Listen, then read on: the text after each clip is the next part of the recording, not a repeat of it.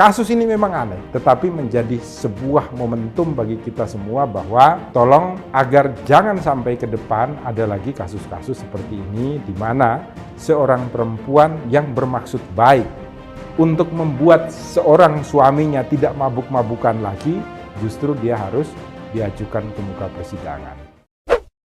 Salam Pancasila, salam penegakan hukum. Halo sahabat Rumah Pancasila, kembali lagi bersama kami di channel Rumah Pancasila, membahas isu-isu hukum dalam bingkai Pancasila. Kali ini Rumah Pancasila akan membahas video-video mengenai isu hukum yang masuk ke dalam DM sosial media kami. Jangan lupa untuk tetap like, share, dan subscribe channel kami, dan mari berbagi ilmu. Salam Pancasila.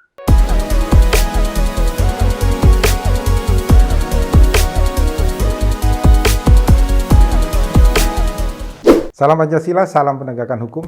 Buka mata, buka telinga, buka hati, mari kita bahas tentang hukum yang terjadi di Rumah Indonesia. Saya dikirimi banyak sekali, ini tentang kasus seorang perempuan yang kebetulan melaporkan suaminya karena setiap pulang ke rumah itu mabuk dan tidak memperhatikan kehidupan dari rumah tangganya. Dengan laporan polisi berupa penelantaran, tetapi justru si perempuan inilah yang kemudian dituntut karena kekerasan psikis dengan tuntutan selama 1 tahun penjara. Ini terjadi di Kabupaten Kerawang ini. Jadi menjadi rasa takut ya bagi setiap perempuan nanti untuk kemudian ketika suaminya suka mabuk, suaminya tidak memberikan nafkah, kemudian dilaporkan kepada kepolisian, justru yang terjadi adalah dia sendiri yang kemudian diajukan ke muka sidang ini.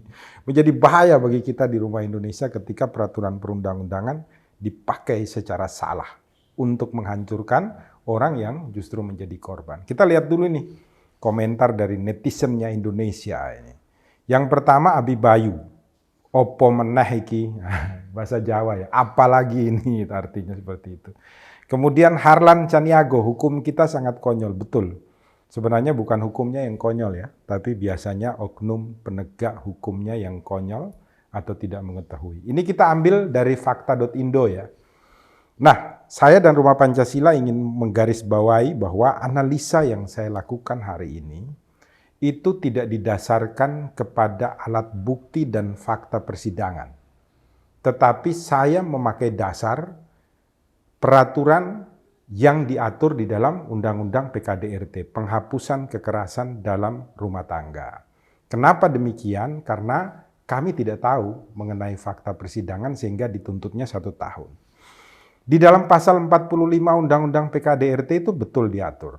Ketika orang yang berada dalam satu rumah melakukan kekerasan secara psikis atau akibat omongannya kita, perilaku kita membuat orang lain tidak nyaman, orang lain menjadi stres, orang lain menjadi trauma ketika berada di rumah bersama-sama, itu ancaman pidananya 3 tahun penjara dan denda, atau denda sebesar 9 juta rupiah.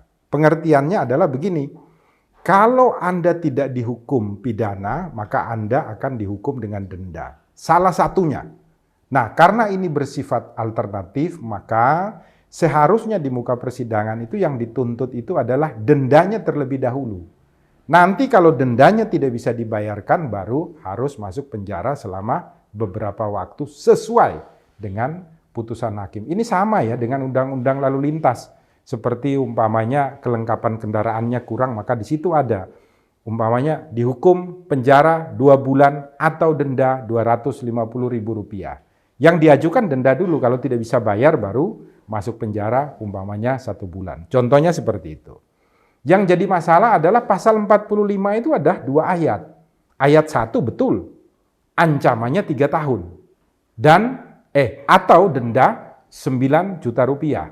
Maka kalau jaksa menuntutnya dengan memakai ayat 1 betul 1 tahun. Tapi jangan lupa loh, ada kekhususannya di ayat 2. Ayat 2 pasal 45 secara tegas mengatakan bahwa kalau kekerasan psikis itu dilakukan oleh suami kepada istri atau sebaliknya istri kepada suami, maka ancamannya itu hanya 4 bulan. Atau denda sebesar 3 juta rupiah. Maka seharusnya kalau didasarkan pada kekhususan pasal 45 ayat 2, tuntutan jaksa jelas keliru. Kenapa keliru? Karena berdasarkan keterangan yang dimuat di dalam berita, ini kan istri kepada suami. Maka harusnya adalah maksimal 4 bulan dan tidak boleh di atas 4 bulan. Maka jaksa kalau nuntut paling maksimal adalah 4 bulan. Atau bisa 1 bulan. Atau bisa 2 bulan. Atau boleh 15 hari. Tapi di situ harus disebutkan juga atau denda berapa? Maksimal 3 juta. Atau bisa saja dendanya umpamanya 1 juta rupiah. Maka ibu ini nanti kalau tidak bayar denda 1 juta rupiah, maka dia harus masuk umpamanya 15 hari atau 1 bulan. Jadi, berdasarkan analisa peraturan perundang-undangan, Rumah Pancasila beranggapan dulu bahwa hal ini tidak tepat. Tuntutan jaksa penuntut umum tidak tepat. Kalau penggunaannya adalah pasal penganiayaan secara psikis gitu loh. Tetapi bisa jadi di dalam fakta persidangan ternyata ada bukti lain umpamanya. Penganiayaan secara fisik umpamanya, mukul dan lain sebagainya. Nah, kalau penganiayaan secara fisik itu pengaturannya berbeda lagi. Karena ancamannya itu yang paling ringan kalau tidak menimbulkan luka, kemudian tidak menimbulkan orang untuk tidak dapat bekerja itu hanya 5 tahun. Kemudian dendanya itu mulai dari 15 juta sampai dengan 45 juta itu kalau menimbulkan kematian. Kalau kematian 15 tahun. Tapi semuanya pakai atau. Maka yang dikedepankan itu adalah dendanya terlebih dahulu. Lepas daripada itu semua, kita juga tidak tahu faktanya ini ketika ibu ini melaporkan tentang penelantaran. Kalau tadi saya mengatakan kekerasan fisik, itu diaturnya di dalam pasal 44 ya, PKDRT.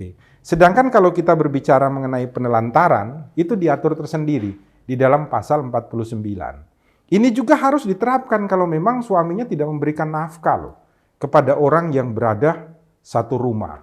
Ini diatur, ancaman pidananya berapa sih? Nah, ancaman pidananya adalah 3 tahun penjara atau dendanya 15 juta rupiah. Jadi Anda atau siapapun, seluruh sahabat Rumah Pancasila, kalau Anda berada dalam satu rumah, kemudian secara ekonomi Anda bergantung umpamanya kepada si A, atau si A ini melarang kamu untuk bekerja, maka ketika kamu tidak dirawat, kamu dapat melaporkan penelantaran terhadap yang bersangkutan. Kan sering sekali nih ya, ada seorang suami, istrinya dilarang bekerja. Kamu di rumah aja, Mi. Pokoknya semua kebutuhan aku yang siapin gitu kan. Biasa ini dalam keluarga. Nah, ibu ini umpamanya butuh beli handphone baru, minta suaminya. Kalau nggak dikasih, handphone kan butuh buat telepon, asal bukan hal-hal yang aneh ya. Butuh lipstik, minyak wangi, butuh harus shopping, beli tas dan lain sebagainya, minta sama suaminya. Yang kadarnya itu sesuai. Maka ketika si suami tidak memenuhi, Anda dapat melaporkan dengan penelantaran. Tapi jangan kemudian dipakai ya sebagai dasar ya, ketika suami tidak bisa memenuhi kewajibannya untuk memenuhi kebutuhan hidup. Nah, ada juga nih bapak-bapak yang biasanya nganggur di rumah, cari kerja setengah mati, tidak dapat-dapat gitu. Nah, istrinya kebetulan bekerja, punya penghasilan yang lumayan besar dan lain sebagainya. Maka tugasnya adalah istri menghidupi suaminya, makan, minum, nah kadang rokok umpamanya minta gitu. Yang penting jangan mabuk ya. Selama hal-hal yang masih pas dan pantas untuk kebutuhan pokok, ketika tidak dipenuhi maka itu dapat dilaporkan penelantaran. Kasus ini memang aneh, tetapi menjadi sebuah momentum bagi kita semua bahwa tolong agar jangan sampai ke depan ada lagi kasus-kasus seperti ini di mana seorang perempuan yang bermaksud baik untuk membuat seorang suaminya tidak mabuk-mabukan lagi, justru dia harus diajukan ke muka persidangan. Kalau memang kalian sudah tidak cocok lagi di dalam satu keluarga, berpisahlah secara baik-baik. Tidak dulunya nikahnya secara baik-baik, kemudian sekarang saling menghancurkan satu dengan yang lain. Kan tidak baik dong buat pandangan keluarga, buat anak-anak kalian, dan lain sebagainya. Semoga bermanfaat bagi kita semua. Jangan lupa buka mata, buka telinga, buka hati, dan kemudian lakukan yang terbaik untuk Indonesia lebih baik. Salam Pancasila, salam penegakan hukum, selalu berbagi di Rumah Indonesia. Sadar-sadarlah, hai penegak hukum. Ruang sidang bukan penyiksa kebenaran. Sadar-sadar